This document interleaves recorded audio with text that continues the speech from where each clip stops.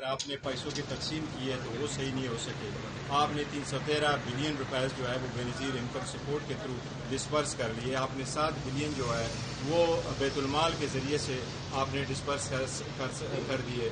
آپ نے روٹی سب کے لیے بھی کروڑوں روپے دے دیے. اور اس کے باوجود بہاول پور میں ایک عورت جو ہے وہ بھوک کے وجہ سے مر جاتی ہے. تو افسوس کا مقام ہے. میں سمجھتا ہوں بعض چیزیں ایسی ہوتی ہیں یہ پالیٹکس سے بالا تر ہو کے کرنے چاہیے, ڈیلیور کرنا چاہیے, جنرل پبلک کو بھی دینا چاہیے.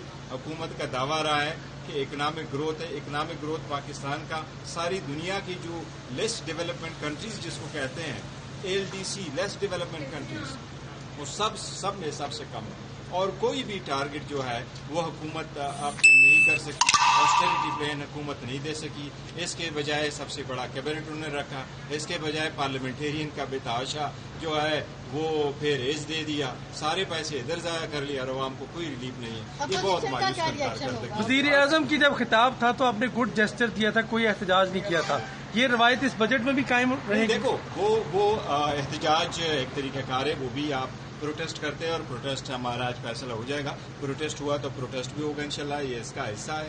وزیر اعظم کے اسپیچ ایک الگ تھے, وہ انڈیا کے خلاف ہے. تو انڈیا کے خلاف جب کوئی آئے گا تو انشاءاللہ تعالی یکجہتی دکھائیں گے.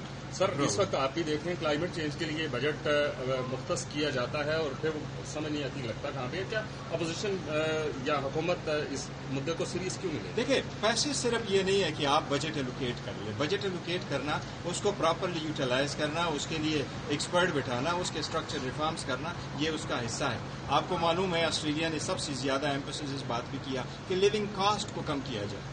لیونگ کاسٹ کو آپ کریں گے تو لوگ ہیپی ہوں گے. وہ اپنے بچوں کی تعلیم, ایجوکیشن, باقی چیزوں, صحت پہ توجہ دے سکیں گے. ہم وہ نہیں کر سکے.